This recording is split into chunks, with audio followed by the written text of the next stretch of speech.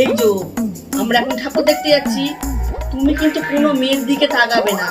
তুমি আমাকে কথা দাও। না না, কোনো মেয়ের দিকে তাকাবো না, আমি কথা দিচ্ছি। না, তোমাকে তো এইভাবে তো বিশ্বাস করা যাবে না। তুমি তোমার মায়ের দিব্যি খেয়ে বলো।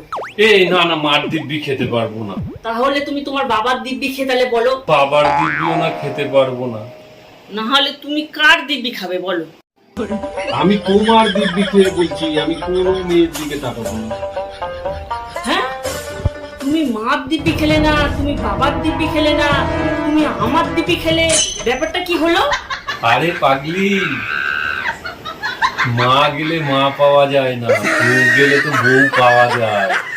সেই জন্যই আমি তোমার দিব্যি খেলাম। বাবারে, গেছি রে।